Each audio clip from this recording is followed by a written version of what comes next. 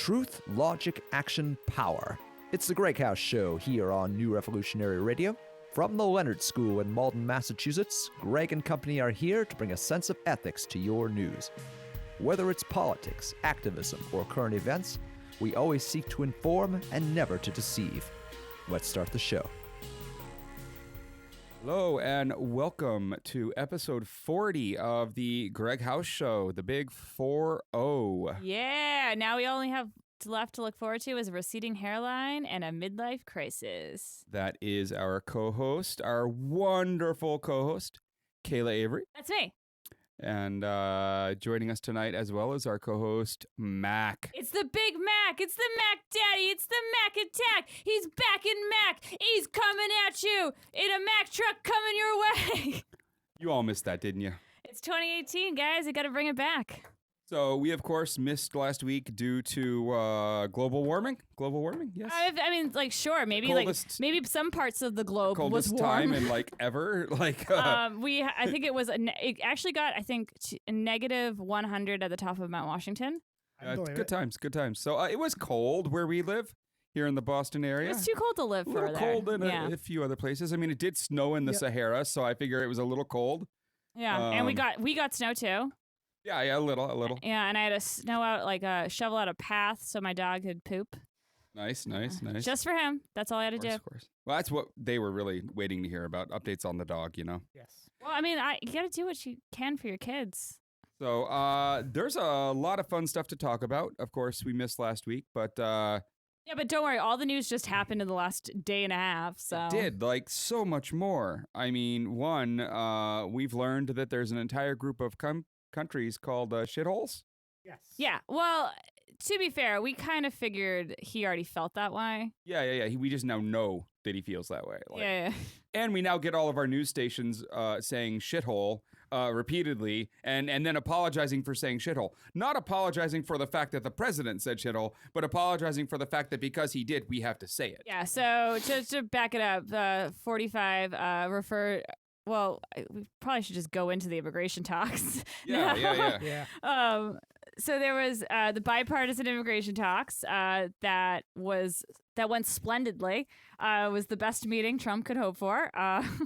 And in which case, Dianne Feinstein, it was actually recorded. They did it live in front of the press, and Dianne Feinstein, being a suave lawmaker that she is, said, "I know how I can corner him, and he won't even know I'm doing it." And asked for a clean DACA bill, which, if you're a lawmaker in Congress, you know what that means is a standalone bill with nothing else attached to it. So you can't add your bells and whistles like the Republicans want to do with the border wall and security and yada yada yada, all the racism they want to tack onto immigration reform. And Trump, being an idiot, goes, "Yeah, okay, I want that." And then you had Kevin McCarthy. Interrupt, goes, "Well, I think what you have to understand is we can't just have that. We need to, we have to make sure we have DACA with border security, or else we're going to come back here in 2 years. We don't want to do that." And then Trump goes, "Well, I think that's what she said."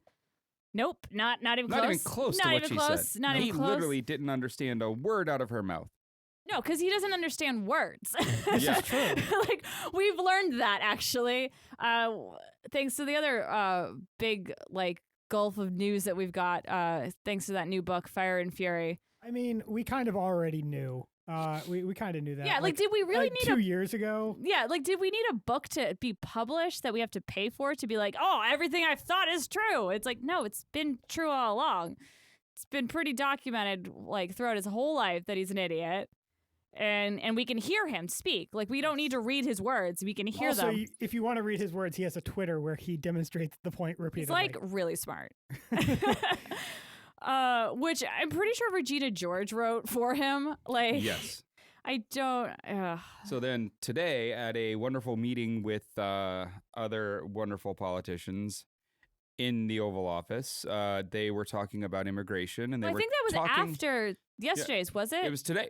Oh, it was today. I thought it was after the DACA. They were talking about re-adding the protections for immigrants from Haiti, El Salvador, and some African countries.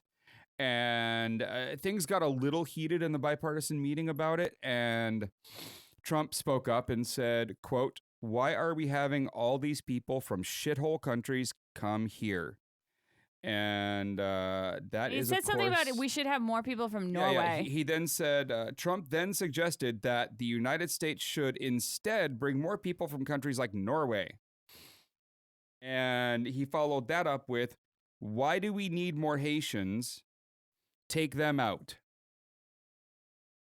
So that's our president, ladies and gentlemen, right there. That's And this is even the first time he says like shitty things about Haiti. First of all, he said back in like May or June, it was reported in the New York Times reported on this over the winter break, because I remember reading it during right before my family came over for Christmas, and they were reporting from conversations had in the Oval Office back in May that he said I'm talking about immigration, and he said something about oh Haiti, like they all have AIDS there, and it said something else about I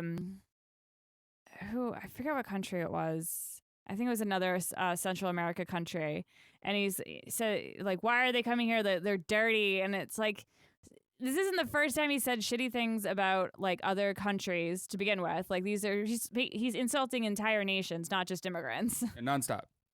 That's his specialty right there, just insulting people that no other president would in the ways that he's doing it. Well, he said in the ways that he's doing it. Yeah. We all remember the Nixon tapes.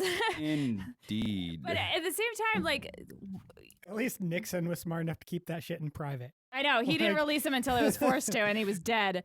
And actually lost a court case over whether he could avoid releasing them. Yeah, and also was about to get indicted too. Yes. But at the same time, the reason why we don't have more people from Norway, because they have a better life expectancy. Yeah, why would they come here? They don't want to die.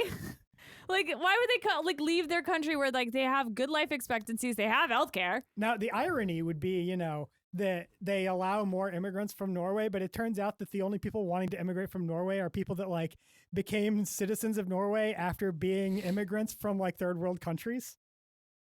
Yeah, so that would just be the icing on the cake there.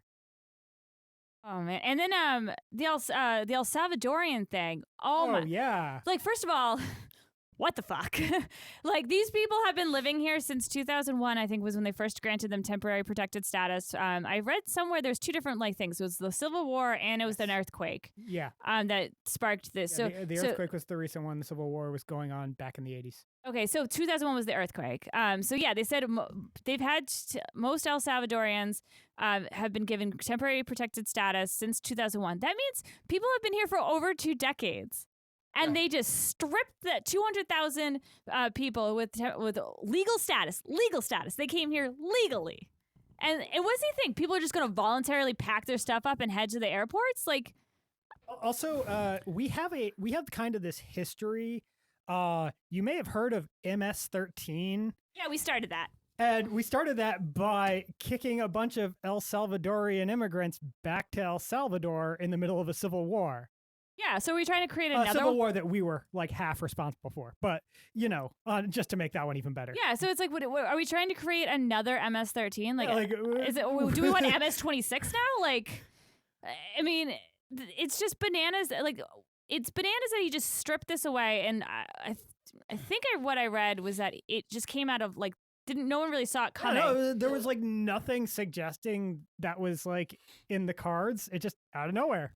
Yeah, which means Stephen Miller got to him, that creepy fucking Squidward. Well, they're foreigners, and their skin's a little darker than his. So Stephen Miller hates them. Yeah. A lot. Yeah. What a creepy fuckface. What a creepy fuckface. Indeed.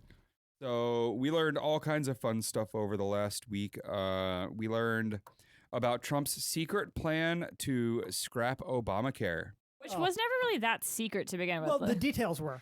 But he did say he was going to repeal. No, but sure. I know, but this was specifically his plan for executive actions to fuck it over, in case the legislative part failed. But he was going to replace it with something better, something great, something amazing. Because he's winning. Alternatively, based on this leaked document, it turns out maybe he didn't think that either. He was going to take care of everybody. He said so. I believed him. More fool you. He wasn't going to touch Medicare or Social Security or Medicaid. Fun fact there. Well, this was a draft document that Politico published, the draft being from March 23rd of 2016.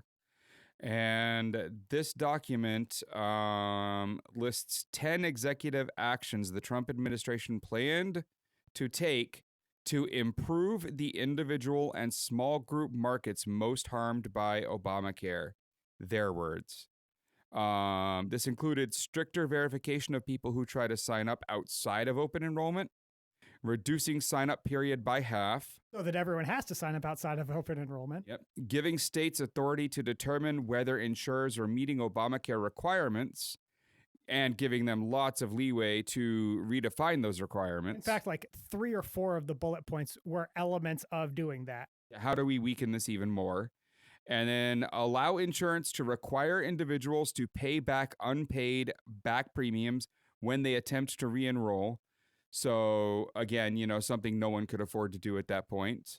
And allow states to select essential health benefit benchmarks. So let the states set the benchmarks for essential health care. Yeah. So they get to define what constitutes an essential health benefit. Then they get to redefine all of the requirements for like how you measure whether they're being met. And then they get to be the ones to determine whether the insurers were actually meeting them. And it's almost like they could change absolutely every part of them. Basically designed to take the healthcare away from the specific people who voted Trump into office, like almost all of it. And then this morning, the Trump administration decided that they will let states require Medicaid recipients to work, which is not a requirement right now because a lot of people who don't qualify for Medicare and on Medicaid, there's many people who are on it that can't work because of disability or their children and they can't work. Yep. A lot retirees, some of them.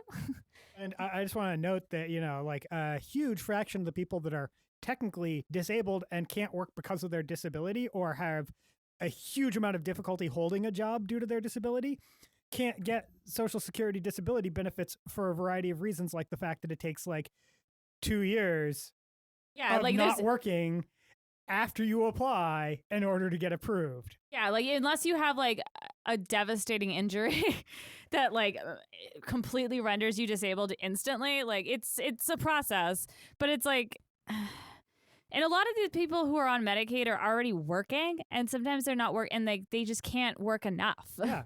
Like they're actively trying to get full-time jobs. There's just no full-time jobs to get. So that is the fun steps they're taking against Obamacare, or we're going to. They've taken some of these, not all of them. Sign-up period got reduced. But jokes on them. More people signed up in the first 2 weeks than people did in 2016. So because they had to. Yeah, and because grassroots really made sure they got the word out because that was the only way to get people to sign up was that we just really had to step up our game. And it worked. Especially since, the administration cut all the funding for all of the publication of that information. Yeah, like 90% was like cut, like the advertising funding. Yeah. And so the next fun thing we learned this week is that Trump is not bringing sexy back. And instead, he's bringing redlining back. So Trump has decided to go after the Community Reinvestment Act. This is an act that forces banks through regulation to do more in poor communities and do more to help poor people, honestly, to get mortgages, to basically invest in these underprivileged communities in order to keep their ability to add more branches, to expand, to merge with other banks. It's almost like they had to pay a debt to the society they fucked over. It's almost like there was this thing called redlining where they literally went to a map and circled minority-heavy neighborhoods in red and then didn't offer any loans or open any bank branches in those areas. And then fast forward and then when Clinton opened it up, they started to immediately target those same areas with subprime loans. And all the predatory financial instruments. And then, weirdly, the market the whole collapsed. Economy just comes falling down. So now what Trump wants to do is through, of course, wonderful Mnuchin, the Treasury Secretary. They want to loosen these restrictions so banks no longer have to lend as much or at the lower levels in these poorer neighborhoods and to these poorer people. Yeah, they want to expand the definition of what constitutes community development to not just include, helping poor people be able to get houses, but they want it to be able to do things like infrastructure lending or other activities that don't even really benefit the poor per se, specifically, like, small business loans. Anything really high interest is what they're aiming for. Yeah, basically, the home mortgages only get currently about maybe a 4.5% APR, whereas they can get like 5.5 to 7+% on some of these other things that they want, and they don't even have to offer them to poor people. So much like the tax plan and almost everything else they've done, it's another attack against poor people. Wow, this really to help rich people. Really feeling this trickle down, guys. And it's really helping. Not just that it hurts poor people, although it certainly does. It very specifically hurts minorities who are disproportionately poor. Between 2007 and 2014, the large banks increased the percentage of what they call jumbo mortgages, which it varies a little bit on market, but it has to do with, them being the highest, the largest lending mortgages. And in most cases, that means a loan above $417,000. Well, they've increased the percentage of them going to jumbo mortgages, and this means that the number of mortgages going to, for example, Black home buyers has dropped in that period from 7.8% of all mortgages to 5.3% of all mortgages, and for Hispanic buyers, it's gone from 10.6 to 7.4%. So there's a very clear impact that disproportionately affects minorities because keeping more and more of them from getting houses. Right. So that's the next fun thing that Trump and team are doing to poor people. And we can move on to more fun for everyone. And that would be the House voting to renew the NSA's warrantless wiretapping program in a wonderful bipartisan effort. Yeah, they certainly did. In fact, there was another bipartisan effort that was actually attempting to greatly restrict how they were using this. The bill I read that the House voted on today, it said it would extend the FISA warrants, but it would greatly it would put a larger requirements on how to obtain them, and it would limit their effects. Yeah. Unfortunately, that one was shot down by a vote of 233 to 183.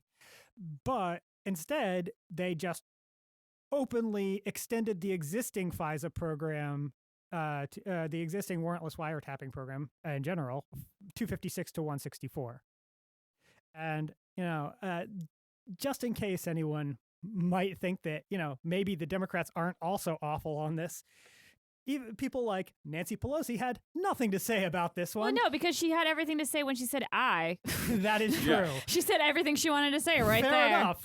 She spoke with her vote. And Adam Schiff, Mr. Trump is abusing his power and using the Department of Justice to go after political enemies, decided to extend the powers of the NSA under Trump to do warrantless wiretapping, which could be used to abuse power and go after political the enemies. NSA was abused potentially.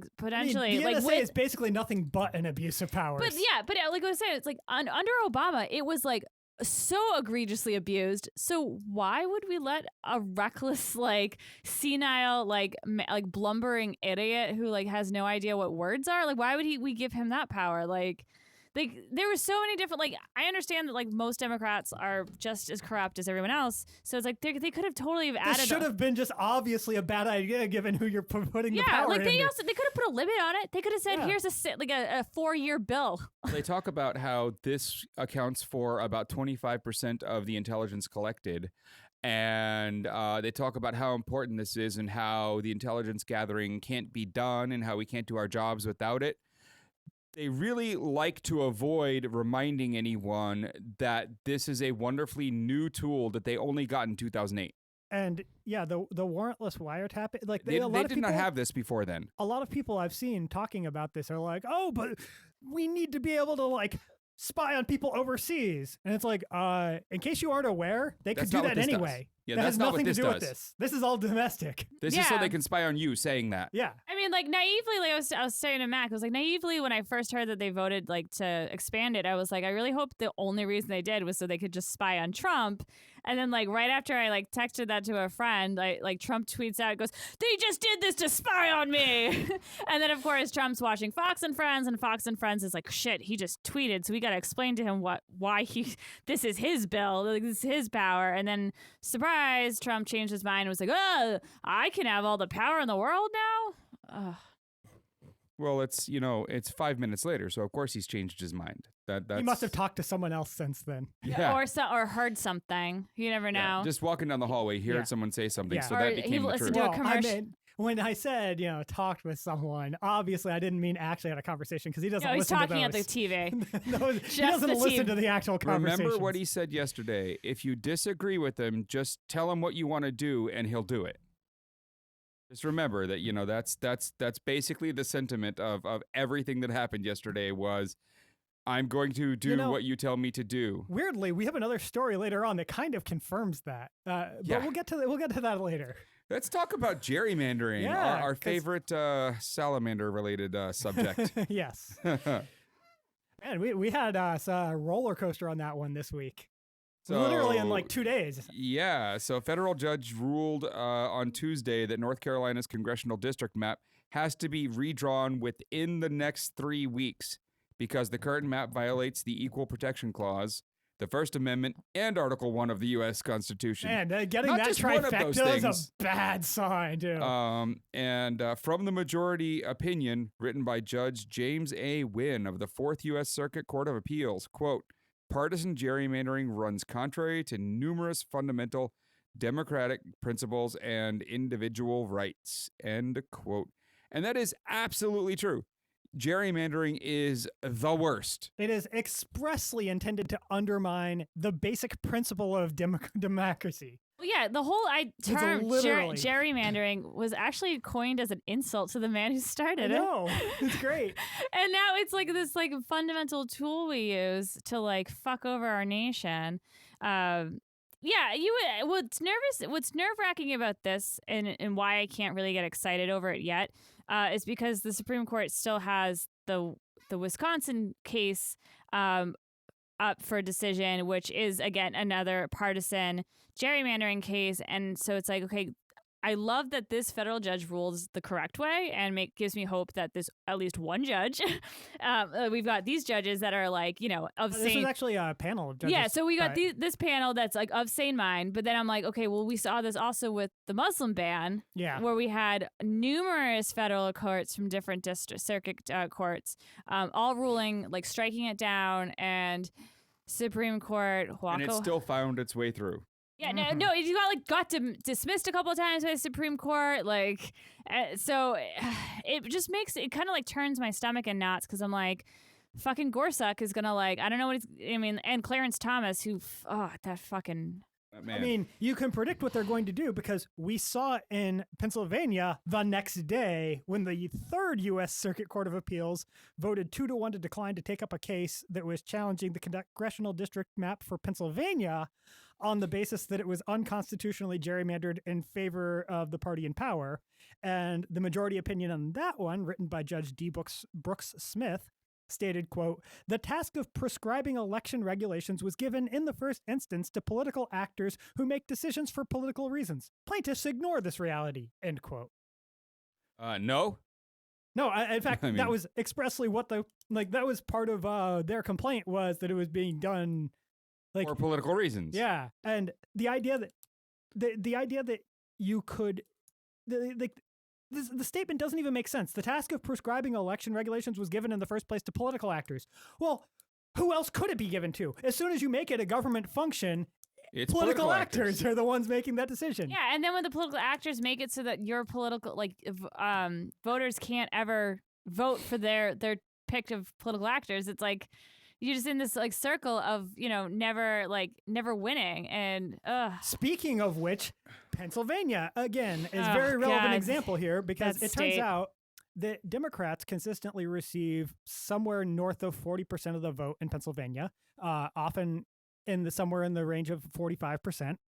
And so you would normally expect that of the 18 members of the House of Representatives representing Pennsylvania, something like 8 of them would be Democrats. Well, you'd be wrong because gerrymandering means that the current House of Representatives has 13 Republicans and only 5 Democrats.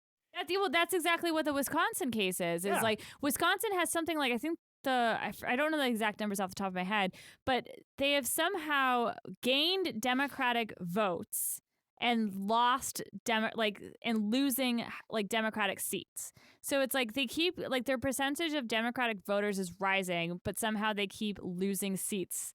Because they're getting compacted into the districts where they're making up a higher and higher percentage, and that doesn't mean they get to win more districts. Yeah, so it's like something like it was like 45% was like for Democratic candidates, and yet they only have like a third, or something like less than a third of seats. So it's like the voters to representation is like it's disproportionate, like intentionally disproportional, and honestly, I don't know how the Supreme Court's going to rule, and I have a feeling it's going to rule one way, sadly. Yeah, the wrong way. Yeah.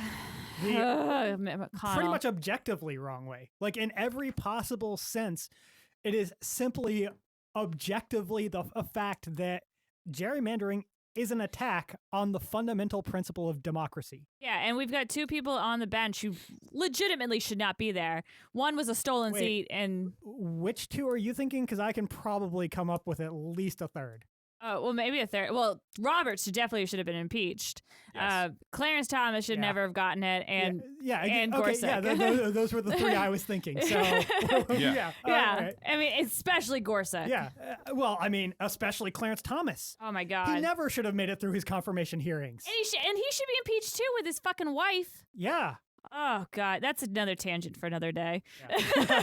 I'm sure we'll have a story on that coming up again sometime soon. I know. It really makes me nervous, but like it's nice to know that there are federal judges out there who are abiding by the actual law as it should be interpreted. And I mean, as I forget who, I saw someone comment on this, but if you account for both the North Carolina and the Pennsylvania panels, even with it being a split decision, that actually meant that 4 out of the 6 judges that examined these cases agreed that the gerrymandering was blatantly bullshit.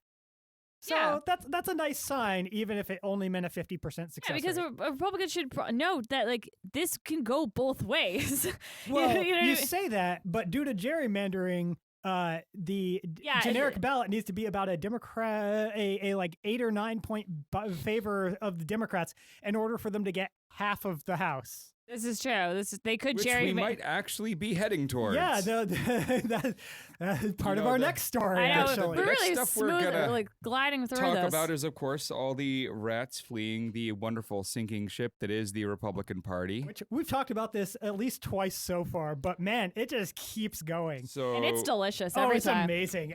Multiple more Republicans have announced their retirement, and these are not just your random Republicans. These are, chair committee heads and, Darrell Issa. I mean, it's kind of crazy. Yeah. We now have, of the Republicans that have decided that maybe they shouldn't run for re-election in 2018 in the House, 5 of them are from the 23 districts that Hillary Clinton won that were Republican held. So, I can see why maybe they were a little nervous, Darrell Issa being one of those. Yes. But some of the others, man, they were not all that vulnerable. I mean, Darrell Issa was in a lot of trouble, but but they don't want to face voters. Like, how do you face voters after that tax bill? No, I wouldn't want to either. I mean, it's like, especially Darrell Issa's district. He's a fucking rich ass district. Now, the irony there is that Darrell Issa has apparently been privately discussing the possibility of running for a different seat in California if fellow California Republican Duncan Hunter, who's been under all kinds of ethics investigations, resigns. How can he run for a different seat? Like a House seat? Yeah, it's actually a neighboring district. Doesn't he have to have residency? He can buy a house there. He'll burn someone's house down and then buy the property. He's been up there that long. He's been bought off enough times to have enough money to just buy a property over there and go set his foot on it for a couple days and then, walk back home. Look, I hear being a car thief and arsonist is pretty lucrative. Indeed. Not saying that Daryl Issa is a car thief and arsonist. I'm just saying, well, you can draw your own conclusions. Yes. I feel like I'm missing a story. You might want to look into his history because as a car thief and arsonist? Yeah, maybe a little. Maybe a little. This is kind of making me want to vote for Daryl Issa, guys. I'm not gonna lie. Well, we bad might be news. talking to He's the not one- running for re-election. Yeah. That's some pretty tempting qualifications there. Right. If you gotta get rich quick, you need someone that can burn it down. Yeah, so we not only have all Well, that. I always think of Issa as, kind of like whenever the Eddie Murphy character would say, "I wasn't always a cop" in Beverly Hills Cop. Yes. I I wasn't always a congressman. Yeah. Yeah, I can definitely see him doing that. He was that guy. Yep. Look it up. There's lots of fun stuff. There's a whole Wikipedia page about it. Have fun. But man, it's not even just limited though to the ones that are not running for re-election. They are having trouble getting competent. Well, okay, never mind competent, but Anyone. candidates that are willing to run that won't even that be have a laughed chance out to of the win. Republican Party. One guy has really stepped up to fill that void for them. That's true. Joe Arpaio. And he can fill a lot of space. That is true. Of By course. a lot of space, I mean illegal concentration camps for immigrants. He filled those pretty well. He did. He announced he's running for Arizona Senate because both seats are up. Yeah. And because what are you going to do when you're 85 and you've been pardoned for criminally being a racist? Obviously you're going to run for political office. It's 2018. It's 2018. You're in your prime years at 85. You've got a whole world to live. Man, he'll probably last at least half of that Senate term. Oh, God. I mean, he lasted his entire sheriff career, which still blows my mind that he was able to keep that position for as long as he did. But it's astonishing, but also not, that you have people like Roy Moore, Joe Arpaio, these. And then there's another woman, I think, who's running. I think she's running for Arkansas governor. Oh, yeah, I heard about that. Who's she tried to... Maybe it was Missouri? No, Missouri's the one that think cheated on the wife. Oh, no, I think it's Arkansas governor. I think it's governor. I think you're right. And she's a Fox News regular. She tried to take credit for creating the concept of a Muslim ban because she owns a gun range and said that her banned Muslims from her gun range, including to just Indian people, and even flat out tried visiting target practicing, and I guess flat out said to her we're not Muslim, we're just brown.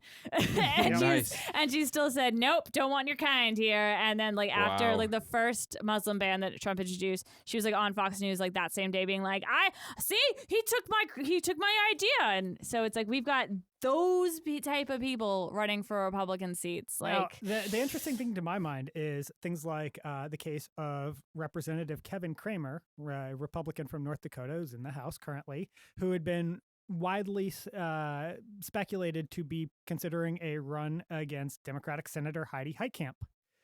And in fact, he told CNN last week that Trump had been urging him to run. Well, just He today, decided not to. he announced that he's not doing that. So they're pretty much that was basically their hope of taking that seat. So the fact that a sitting Republican congressman went, I don't want that fight. That is kind of telling.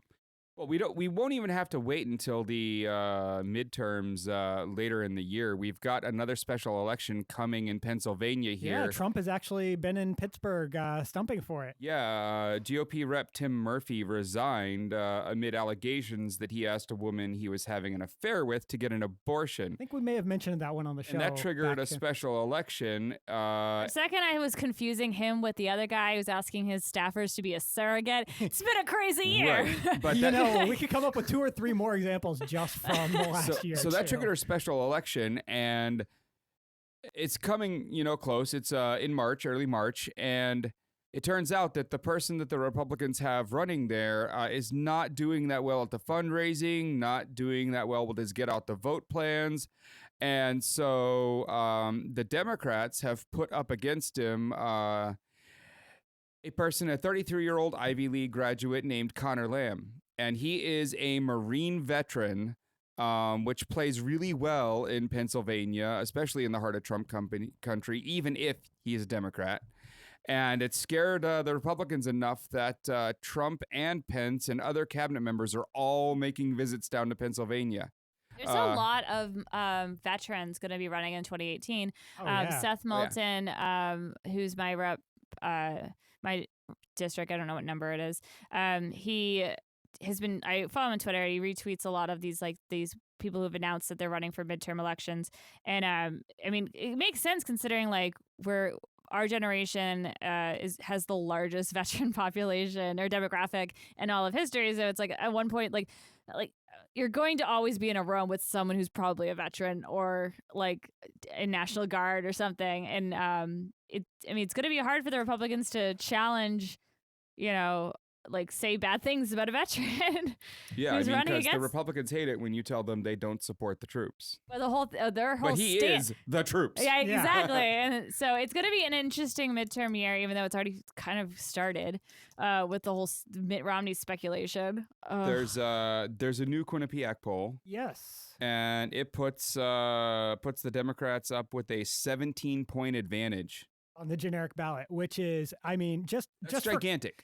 And in 2006, the Democrats had a 8-point advantage on the generic ballot and picked up 30 seats. In 2010, the Republicans had a 7-point advantage and picked up 63 seats. You might notice that disparity there. That's that gerrymandering thing we were talking about. Yes. But 17 points is the point at which all kinds of dark red districts start flipping. That 17 points is, if that held, that would be 150 House seats flipped. Yeah, it would be so. It would be they only need to of. get 24, and if 17 points holds, they easily get 24. They get so many that it's hard for the Republicans to take it back for a while. 17 points might destroy it's still the Republican early. It's Party. Still January. Yeah, a lot can change. Everything can change in a minute. It's just nice to see that there are some really strong contenders out there. For the midterms, you got Randy Bryce, who's challenging Paul Ryan's district, and Paul Ryan has been highly speculated to announce his retirement, and I would love to see that spineless fuck leave. And then you've got, I know there's a woman, I want to say in Virginia, that's challenging House Rep. So I can't remember their names, but I remember their campaign videos in my head, and there's a few that are really strong, and so it's really nice to know that there are some good quality challengers out there for the Democratic Party, because the Democratic Party is still kind of a hot mess as well. It is. But the Republicans are losing 31 or 32 incumbents in the House due to people not running for re-election. So that is just enormous. Yeah, at least we're losing seats to challengers, not just leaving the seat behind. You sit in it last. I don't want to sit in it last. I thought it was vaguely related to that, but so we've talked previously about Ileana Ros-Lehtinen, who represents a big chunk of Miami and is a Republican, and announced that she is not running for re-election in 2018. But we had something very interesting happen. The GOP is having a lot of trouble finding anyone willing to run for that seat. The lieutenant governor of Florida turned it down, and one of the candidates, a woman by the name of, do I have the name here? No, I don't have the name here, but she was running and withdrew just recently, saying she issued quite a long statement, but in part and explaining the part why she was pulling out of the race. She said, As immigration reform once again takes center stage, it is shocking that I find myself once again explaining why we must protect our dreamers and the investment that our public school systems have made in their futures. As a first-generation Hispanic woman who is thankful every day for having been born in this country, I am saddened that the first words to come to mind when we think of our national government is ineffective and circus-like. So I announced that I am withdrawing as a candidate for Congressional District 27 because I refuse to compromise my values and beliefs. I refuse to accept disrespect, intolerance, and vulgarity as our new norm, and I refuse to be part of this two-party pantomime. I am and will remain a moderate voice. Wouldn't that be more of a reason to run?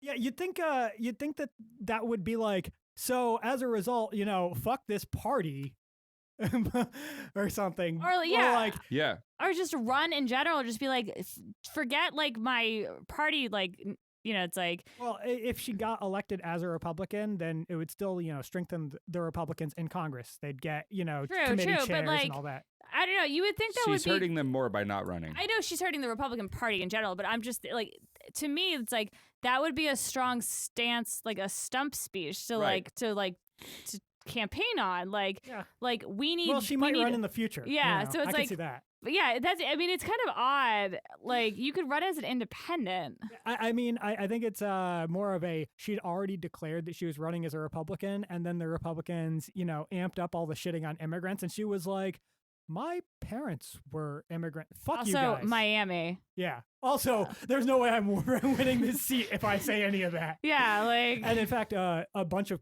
apparently some congressional Republicans now think that the seat is outright unwinnable. Yeah, and then didn't Marco Rubio say something like ridiculous, like the Dreamers just aren't worth it? Like recently, I saw like a headline, and like I just like a lot of like times when I see like little Marco in the headlines, I just don't think he's big enough for me to like pay attention to. Yeah, I just it's hard for me to even like pay attention to anything. I know. I just saw something that said like it was on Fox and Friends saying like Dreamers just aren't worth it, and I'm just like, oh, you're so thirsty, Marco. You're so thirsty. You just want attention. He's just desperate for anyone to pay attention. He's just like, guys, I'm still here. And it's like, no, you're really not. Whatever, lesser Ted Cruz. Yes. Sorry, do you even speak? Even lesser Ted Cruz. Do you even speak Spanish, Marco? No one believes it.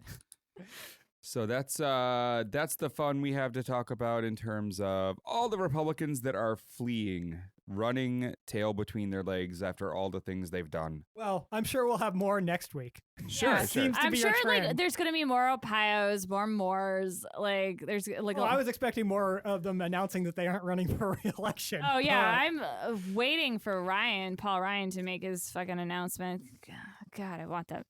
Just punch him in his face just once. Seriously. Or, we might get another one that's, accused of molesting children and then shoots themselves, because we've had 2 of those in like the last month. I'm okay with them shooting themselves. Yeah, That's how they're going to go out. Yeah, no, like given those circumstances. Yeah, if that's like the... Do it. If that's the order that it happens in, okay, yeah, sure. I'm okay with that. Indeed. You have this like look in your face that it like kind of looks like you're thinking, and it's a little... The weirdest thing just came across my mind about the fact he was talking about the ones that evidence was coming out about, accusations were coming out about, and I thought about all the recent James Franco accusations over the last 2 days, and the article with the 5 women and everything. What you mean, or just the fact that we all knew that he hit on a 16-year-old on Instagram like a year ago? Well, and a 17-year-old. Yeah. So it's like... but the 5 women who came out, like, most of their accusations were a lot lighter than a lot of the other accusations that are out there, but it's just repeated nonstop. Like, it's like it's almost like he set up the school that he had to specifically do this type of crap, right? But I was thinking, of all the people, like Weinstein runs, right? He first tries to fight, realizes it's wrong, goes and hides. A lot of the others send out these big apologies. Kevin Spacey says I'm gay, whatever, right? The notion just hit me that I know exactly how James Franco is going to respond to this after saying that they weren't exactly right. He's going to make a movie out of this, starring as himself. Yeah. Oh God. It's horrible, but yeah, I could just see him making a movie. Maybe his brother plays him even. Like, I mean, this is the kind of thing that's about to happen. I think I want to blow my own brains out. Thinking, right? Ugh. God. So next up, of course, is another like 5 pages of stuff related to Fire and Fury and Mueller and Fusion GPS. I mean, the fun never stops, really. It's I mean, amazing. And man, we had a lot of fun with some of this week. Indeed. Wait, what is this though? Well, I mean, like you just said there was 5 pages, and you're like this. Well, I mean, like there's so many. That's why there's 5 pages of notes on this. I know you. There was. I mean, we found out that I feel like we should plant a tree for every page of notes that we have on Trump. Yes, because it's getting a lot, and I don't read it.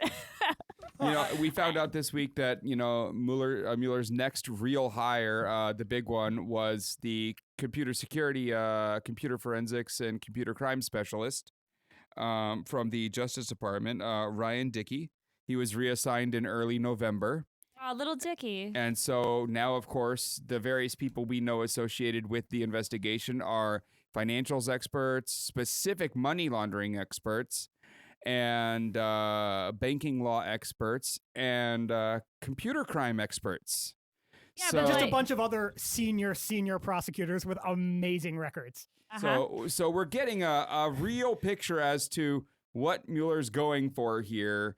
And it's money laundering and computer crime kind of wrapped up in one. I'm pretty sure it's all fake news, and there's nothing to any of it. I mean, according to he says with a smile on his face. According to Manafort's lawsuit against Mueller, because apparently that's the world we live in now. If you're that rich and white, you can sue a prosecutor pending your criminal charges. I mean, I'm just amazed. Why did you do that, Gregg? It did not even come to me that you could do that. I'm just amazed that he found a lawyer. I still don't think you can. No, you can't. Well, you can, but you might lose your bar license for it as an attorney. And I don't know how he found an attorney that was willing to put their name on this. I think it's his criminal attorney. That's. Yeah, but I mean, like, how did someone that passed the bar think this was like even vaguely a thing that they could get away with? This guy is going to get sanctioned. He probably got a fat stack of marked bills that he has no idea they're marked. Well, I mean, he's Manafort's lawyer. He has to assume that any money that Manafort has is just already, on the chopping block. Right? Or it's about to get seized. Maybe exactly. Maybe it's Bitcoin he's getting paid in. Who knows? But yeah, my jaw dropped when I saw that he was suing Mueller for an overreach. And like the gist of his lawsuit is that because he gave a testimony in 2014 and wasn't charged, he can't get charged. Yeah, that's not how double jeopardy works. No, that's not anything. Literally not how anything works. And then of course, I do a little bit of work in criminal law sometimes. I'm not a lawyer, but so when I read about this, I said to one of the attorneys I work with, I said, "Did you know that we could just sue all the DAs? Why didn't we think of this sooner? We can just sue the DAs now for overreach. They can't arrest our clients." Oh man, we're working on it, guys. It hasn't panned out quite yet, but we'll keep you updated. But yeah, so we had those. We had the news that Mueller's team wants to set up an interview with Trump, to which we had a reporter ask Trump if he would meet with Mueller, and he said yeah. And then a few days later, when asked something almost identical, he said, "We'll see what happens," and that it seems unlikely. Oh my God, can you imagine being a court stenographer? And you're just like salivating, waiting for this call to be like, you have to. No, there is no court stenographer that is looking forward to trying to turn the mess that comes out of Donald Trump's mouth into actual words. No one wants to be the one. You can just write inaudible. That's entirely going to be a transcript of Mueller question, and then it's going to be Trump inaudible. But it's not inaudible. That's the problem. It's just incoherent. Yeah, it's but like babble. Yeah, and then if as a court stenographer, like if you can't figure it out, you just go inaudible word. Oh, I would love to read that transcript. Yeah, I mean, I don't want to hear it. I want to read it. I'm hoping that later on at some point they'll be like, 2 years from now we'll get the transcripts from a year from now when Trump's lawyers have to be deposed for their own criminal actions. Yeah. And we get to hear like them under oath talking about like their interactions behind the scenes with Trump. Oh, I bet because, I want to hear client privilege is gone. Yeah, I want to hear what Ty Cobb has to say. I wonder what secrets are in that mustache. Oh man, he's gonna be the best because he's gonna be a lawyer and he's gonna be just as bad as Trump at not incriminating himself. because he's an idiot. I know. So then, of course, we learned that Mueller wants to talk to Trump, wants to bring Trump in for a little interview. And Trump, of course, said, yeah. And then had some kind of a conversation with his lawyers and then said that it seems unlikely. Yeah, Kevin McCarthy interrupting. What you wanted to say, Yeah. Mr. President, was no. Yeah. No, you got wanted that to one say backwards. no. His lawyers were probably like, if you walk into that interview and there isn't a subpoena compelling you to, we quit. Yeah. Because probably even Ty Cobb is smart enough to figure out that you don't want Donald Trump on the stand I under would oath. immediately withdraw counsel. Yeah, not even under the idea or the thought that Trump is going there to lie to Mueller. Like that's his intent. He will simply, by opening his mouth, lie because he's not smart enough to remember the truth. Yeah, he'll just And say whatever. He'll just say shit that comes to mind that's close enough, right? I mean, Only not when you're sitting there talking to the He prosecutor. literally only repeats what the last words he's heard. Yeah. I mean, we've mentioned this on He's the the show best before, kind of parrot. but many years ago, there was an account that came out from his lawyers at the time. Well, I think had been his lawyers in the past, but it was a court deposition, and they were talking about how like they refused to meet with Trump alone because if you met with him alone, he would say things and then later on not remember that he said them and like not acknowledge that they were things that he had said, and so they'd have to have like a witness, like, no, you were there, I was there, and you said that, and so like his own lawyers wouldn't meet with him alone because he'd lie to them. Oh yeah. Ugh. So I think not to jump around, but it just kind of goes to like the whole Fire and Fury, like the biggest like focal point of the book, which is like he's slowly decaying, and like I'm not even sure that was honestly seems to be the biggest point of the book. I think the biggest point of the book is the fact that literally neither he nor anyone around him expected to or wanted to win. See, that was when I'm only reading media coverage and hearing media coverage about the book because I really don't have an interest in reading the book because I know who the fuck Trump is. Well, according to the book, slightly after 8 p.m. on the election night when they won, Melania Trump was found crying about winning. That was they weren't tears was of the joy. first day of the book coverage, right? Yeah. And then it slowly has become like the narrative now, from what I'm hearing and reading, just like various like loops, is that like no one thinks he's of sound mind. Oh, like no, absolutely no one. And there and like in there is saying like he can't remember words for more than like a few minutes. Like he can't remember a few minutes ago. And instead of it used to be there was actually one of the claims from the book is that when Reince Priebus was considering taking the job as chief of staff, one of Trump's close associates told him, quote, "Here's the deal. In an hour meeting with him, you're going to hear 54 minutes of stories, and they're going to be the same stories over and over again. So you have to have one point to make, and you pepper it in whenever you can," end quote. Well, from what we're hearing, it sounds like that was what it used to be, and it was like you'd hear the same stories over and over. And now it's like he just tells the same story repeatedly because he doesn't remember that he literally just told that story, which anyone that's dealt with someone that has dementia or is like permanently fried due to overuse of drugs, you've probably encountered. Yeah, that's like a wet brain. Yeah. Like boxer wet brain, alcoholism wet brain. Like that's a wet brain. Yeah. But also at the same time, like we know that he has poor diet. Like he doesn't exercise. He eats like shit. So like he literally just could be like his brain could like. I think he's also a narcissist. So narcissists like definitely aren't gonna like acknowledge that they've like said something like before. Also, he has a basically almost pathological fear of neural degeneration because Alzheimer's runs in his family. Yeah. Oh, I definitely believe that like it's a combination of his narcissism. He's 7 years old, has a shit lifestyle, and he is like. He's got probably a brain of a 90-year-old. That's why he can't fucking remember shit. But man, we heard so much more according to this book.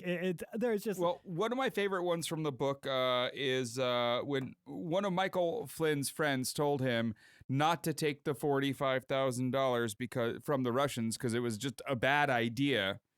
Flynn responded saying, "Well, quote, well." It would only be a problem if we won.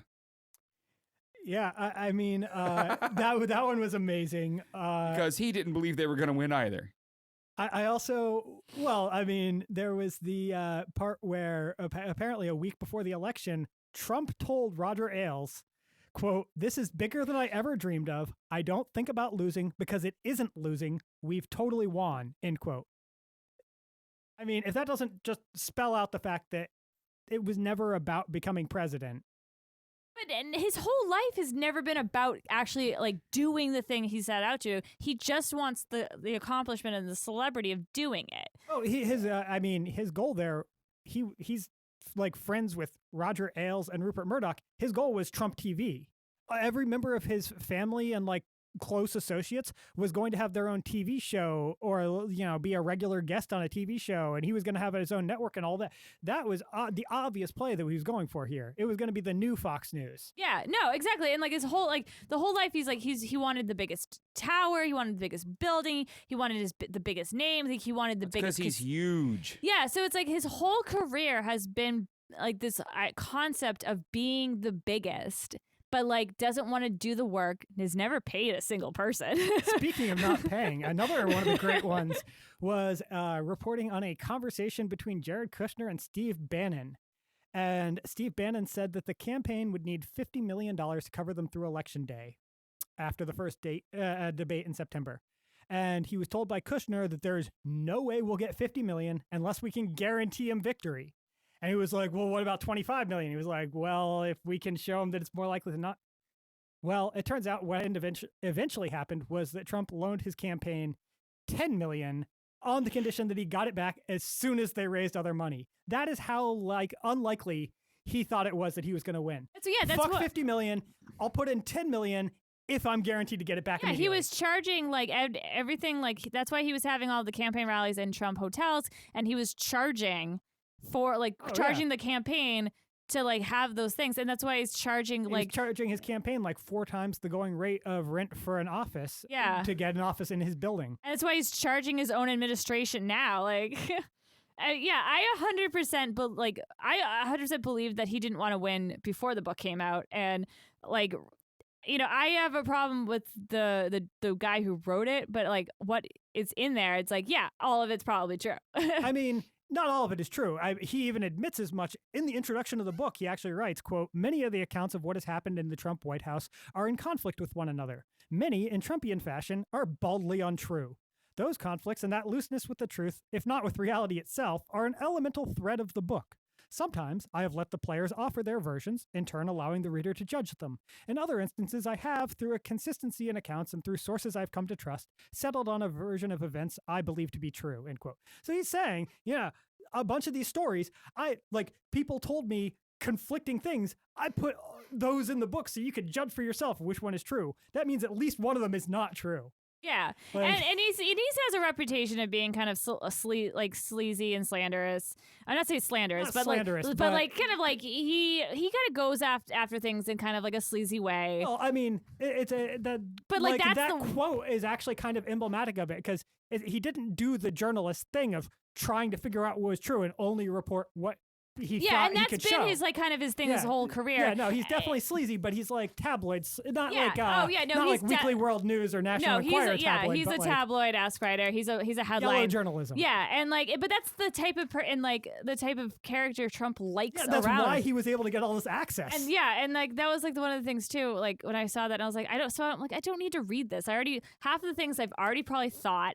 And I probably already have heard. So it's like, why do I need to read There a book? were so many leaks that we heard half of this already. He tweets it out this half was the just time. good, solid quotes. Yeah, and tapes. He's got I want to hear the band. Yeah, I want to hear the tapes. So then out of seemingly nowhere, Senator Dianne Feinstein decided that we get the Steel Fusion GPS transcript. Glenn Simpson had called for them to publicly. Well, multiple times, Yeah, but since after the thing, it had looked like they weren't going to. Yeah, they but, were very much ignoring his calls. Yeah, but they just the last couple of weeks there'd been a bunch of Republicans talking shit about them, and then he was like, "No, you're all lying about what happened. Publish my fucking transcript." And so now she was like, well, fine, I'll publish his fucking transcript. Yeah, because she thought that what they were saying was wrong too. Yeah, because the Fox News has also stepped up their Mueller hate attack too. So it was really smart on her part because what does she have to? I mean, no one has anything to lose. A few interesting things we learned were that Steele believed that the FBI were already investigating, and in fact found proof of that. So before the dossier or anything else, Steele was already the FBI was already investigating Trump for all of these fun things, which we found out actually independently of this because we found out that an Australian diplomat had been present with George Papadopoulos while he was drunk, and he had been talking about how the Russians had all the emails. And so the Australian diplomat talked to the Australian government, who informed the FBI, and that's why the FBI knew. Actually, Steele was incorrect because he concluded the FBI had an inside source directly in the Trump campaign. It turned out it was a member of the campaign had talked to an Australian who had been while he was drunk. And there was another quote saying that the FBI had a walk-in whistleblower. Yeah. I read there was a quote that said that they were. Yeah, that was the one about. That was what that was about. Yeah, but they specifically said they're oh, we had a walk-in. Someone came off the street and was like, hey guys, I was just in the mall and I overheard this. You should know. And the other thing, I haven't had a chance to read the whole testimony because it's 100 pages. Is it 300? Oh yeah, god, there's a lot of things that have come out this week that it's a long one. But there's a lot of reports that have come out in fall. Yeah. And the other quote that was pretty big was that the Fusion owner, Glenn Simpson. Simpson co-founder. Okay. He truly believes that he got someone killed. Yeah. They definitely. I mean, probably referring to who is it? Sechin? No. It was the Russian general who died that was widely suspected to be one of the main sources. Steele's sources. But I was also I liked the quote from Glenn Simpson from his testimony. The facts of these investigations are the facts, and we don't try to drive an investigation to any particular conclusion. Certainly not based on our political views. So I think it would be, not believable for me to tell you I didn't reach, views about Donald Trump's integrity, but, those didn't influence the research in terms of the findings. I mean, I think that's a very valid point. It would be silly of him to be like, so we compiled this dossier, we think it's true, but no, I don't have any views about Donald Trump. No, he was like, well, yeah, we got the dossier. Obviously, based on that, I have some views now. Yeah, I can't be objective after I've had all the facts. Exactly. It's someone that had been on a jury in a case and has already gone to trial, gotten all the facts, they've rendered their judgment, and now they're like, so you're neutral, right? No! No! I saw the evidence! Yeah! I have a strong opinions! My opinion, my whole purpose is to have an opinion now. Yeah. And it's and I'm sure, I'm sure he probably had some views beforehand because it's, it's not like Trump was an unknown character before he entered the race. But, it's when you start, the shit that's in that dossier, it's hard to, not be what the fuck? Yeah. It's insanity. Oh, and I mean, just on a related note of that, related to that and comical lawsuits from, dumbasses. Oh, there's been so many this week. Michael Cohen, Trump's lawyer, the first one that lawyered up again himself, is now filing a defamation suit against BuzzFeed for publishing the dossier. Which... Good. I mean, yeah, have fun. Do it. Have fun, Michael Cohen. Have Knock fun. yourself out. We'll see how that goes for you. Spend those legal fees. You're not getting a dime. In fact, you're probably going to have to end up having to pay BuzzFeed for their legal fees. Good times. Oh, really and that's not even the tip of the retarded. No. Everyone the should ridiculous. read. I mean, that thing was 312 pages long. Everyone should read that. I'm just talking about ridiculous lawsuits this week. We've covered two just this episode so far. Everyone should read that that wonderful thing. And the dossier, of course. I mean, if you can stomach it, Look for the annotated version where they talk about all the supporting details and the things, whether the parts that we know now are true. Indeed. So I really hope someone asked him for the PP tape. Yeah, well, it's not in there that I can see. It's somewhere. There's a PP tape somewhere. Just release it. Let us all sleep at night for once. I mean, all you need is Trump to say one wrong thing about Putin on Twitter once, and or just in general. And the PP tape goes up on Pornhub. Yeah, just like The Big Sick and all the other I wonderful know, movies. Could Pornhub get cooler? I didn't know. Apparently, they can. I guess.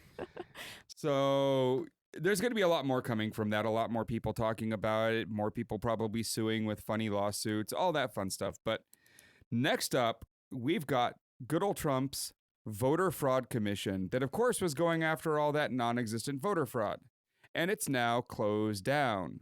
Yes. All of its findings are not being handed over to anyone, unlike, what they said. They said they were going to hand them over to DHS. Well, they said they were going to hand the preliminary one, that the preliminary ones were being handed over, but it turned out that they actually didn't have any preliminary ones. They literally, they officially said that they had no preliminary findings in court. So Sarah Huckabee Sanders lied to the news media again. What? Shocker. Again. She, just blatantly. What? Oh, my. On something that was easily going to be demonstrated to be false in no time flat. Sarah because there were court Huckabee. cases outstanding with people testifying about Oh, this. man. I can't believe that my girl, Sarah Huckabee Sanders, could look deadpan and straight into a camera's eyes and lie. Now, She's never done that so before. Straight-faced. speaking of court filings, the reason there was a court filing here, and in fact, the reason that the Fraud Commission was shut down was because the Maine Secretary of State, Matthew Dunlap, who is one of the 4 Democrats on the commission, had to file a lawsuit to try and get access to their documents because they refused to even acknowledge his formal requests for the records. This is the guy that was on the commission, couldn't see any of the documents. And in fact, the commission, when it got taken to court, they offered to allow him to, quote, review the requested documents without receiving copies or taking notes, end quote, which is what prompted a court to direct the commission to share the documents, which is what prompted Trump to shut down the commission entirely. And because, of course, the documents show that this is a complete farce. yes. And now, of course, Secretary of State Dunlap is now asking the U.S. District Court for the District of Columbia to intervene to make sure the records are protected so that he can get a copy of them. Meanwhile, the Trump administration told him that they would not turn over the documents despite the court order because the commission no longer exists. Therefore, he's no longer a commissioner, and therefore he's not entitled to see them. That was actually their argument. I'm not even that's not even bullshit. So the Trump administration is really solid. They really got their feet on the ground. They really understand how this works. I mean, Donald Trump hired the best people. Yeah, I mean, it really seems like they know their shit in Congress. Yeah. His team is big league. His team is big Wow, league. this is some law and order right here. Yeah. And then, of course, we have the wonderful new ambassador to the Netherlands. Yes, Peter Hoekstra, former Republican congressman from Michigan. Oh, Pete. And nothing bad ever happens in Michigan. Especially No. not Republicans in Michigan. They certainly don't do things like go to the David Horowitz Freedom Center in 2015 and then claim that the Netherlands had no-go zones and that politicians and cars are being set on fire there due to radical Islam. Wait, no, that's exactly what Peter Hoekstra did in 2015. Yeah, but then he denied ever saying that. And then he denied that he called it fake news. Literally, within a minute of calling it fake news, And it's not- to the person he called it fake news. And it's not to. like he said it on camera. No, not at all. No. Why So- would he do that? So I don't know, but he gave his first press conference in the Netherlands. And this was the outcome. It went well. It went super well. See, Insanity. one of the reporters asked him about that statement and whether he still stood by it, and he gave this very mealy-mouthed statement about how he had said some things and he'd made an apology, and he's moved on. He doesn't want to revisit the issue. And they were like, you didn't actually answer our question and didn't actually meaningfully disavow your previous statement. Are you going to do that? And he refused to answer again. And he said, thank you. Oh no, that was even better. That was when one of the reporters in the room commented on the fact that there was a quote by John Adams mounted behind Hoekstra in which Adams expressed his hope that only, quote, honest and wise men ever rule under this roof, end quote, and then asked Hoekstra, if you're truly an honest and wise man, could you please take back the remark about burned politicians or name the politician that was burned in the Netherlands? Followed by Hoekstra's awkward silence saying, thank you, and then trying to call on someone else. So as a result, like several more reporters tried to get him to address it, and he just wouldn't. He tried to like ignore someone and call on someone else, only to have one reporter, not even the one that asked the question, reply, this is the Netherlands, you have to answer questions. And another one asked, or said, please, this is not how it works. So can we hire those journalists for our Right? our press Please? briefings? Or can we send some of ours to over there to like to do a case study on how journalism works? yeah, because apparently none of the ones here know fuck all about it. No, they just let So- they let certain things slide. It's like I watched. You mean like Sarah Huckabee Sanders telling them that the documentation from the fraud investigation was going to the Department of Homeland Security? You mean like anything that comes out of her mouth? Also true. Because I mean that's kind of part of the reason why I love her so much is that she is able to just lie. Just the most bald-faced lies. It's just so, and like she's dead on the inside, And she and says she's, it. and She she's says it in a way like she can't even believe you would ask that. Of course she's right in telling the truth. What's wrong with But you? like she's also says it with this weird disdain of like I've killed myself. My soul is Yeah. gone. Yeah, Like, yeah, yeah. I signed it's an up empty for, husk inside yeah, of Huckabee. she's like I signed up for this, so I'm seeing it through. I mean, you say that, but she's Mike Huckabee's daughter, so she never had one. Yeah, but at the same time, I still think she would like be an awesome person to watch football with. Quite possibly. She's the one who stands up though. She has like the bowl of fucking popcorn on her. No, and she it's probably has sitting like in her no. She's lap, got and then all she the jumps up nachos. and down like, screaming, and they go flying Oh, yeah. everywhere. Also, And then she looks at you like, "Why aren't you cleaning it up?" also That's she, Sarah. I would love. she gets I wanna- she gets like falling over drunk off of 2 cans of Bud Light and then tackles someone when they said something that she didn't like. I would love to watch football with her if that's the case. please, I'm please, volunteering you to get tackled. please invite me over for Super Bowl, Sarah. Nice. So of course, all the fun in the world happening. Wow. Everyone should read Fire and Fury. Everyone should read the 312 you don't have to read the whole pages. book. You can There's just, actually a really good You just read Everyone the should read forum. the Steele dossier. Like there's just a lot. Yeah, it's nuts. I mean, you should just pay attention to the shit's going on. Is really what it comes down to.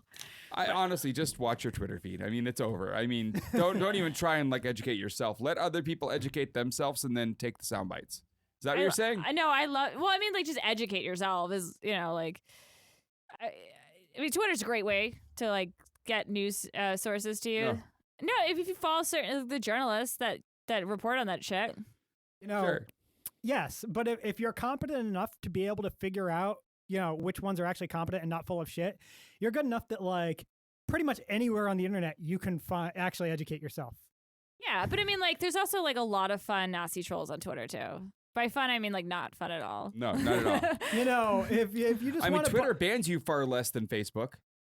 I did. This is true. I actually did get my first Twitter ban because I called Jack a slut, Nice. and then I posted the screenshot on Facebook and then got it taken down. So, so again, everyone should definitely visit facebookjailed.com. Oh right? yes. Some things are happening. I'm still looking for stories. Facebook has they've apologized once again.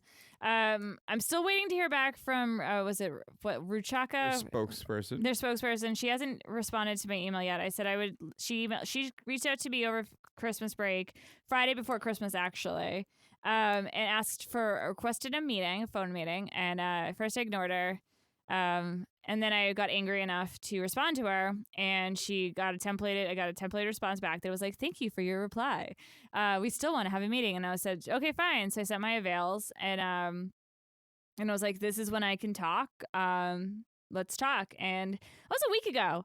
It's weird. It's weird how that one works. But yeah, Mark Zuckerberg has made it his new 2018 mission To do his job? to try to combat hate speech that he's been well aware of for quite some time, at least since 2013 is is one of the most far back apologies that Facebook has issued that I can find that I have on my site. So it's like since 2013, they have been apologizing for their hate speech enforcement rules. But now Mark Zuckerberg's getting to it just now. And Facebook and Twitter and I think YouTube or no, Google. Facebook, YouTube, and Twitter. No, Google, sorry. YouTube is Google. Yeah. Are testifying in Congress on January 17th on how they are combating terrorism. Good times. So, again, everyone should visit facebookjail.com on their way out. Visit, of course, GreggHoush.com. Check out all of our social media. Anything we talked about tonight that might need a link, we'll send out. And that has been episode 40. Yay, we did it. All right. Good night, everyone. Thank you for listening. Follow us on Facebook and Twitter at GreggHoush Show and on Instagram at GreggHoush. If you like what you've heard and want to be a part of it, check out patreon.com/GreggHoush Show. In exchange for funding our programming, you gain access to exclusive content such as uncut editions of our podcast. We have new episodes every Thursday night. We hope you listen in. The GreggHoush Show was created by GreggHoush, executive produced by co-host Derek Gowrays, and co-hosted by Kayla Avery. Other contributors include producer and writer Anna Jeffrey, co-host producer David McGuffin, and writer-engineer Robert Tortora. Theme music for this show was produced and recorded by Geneva de Colbert.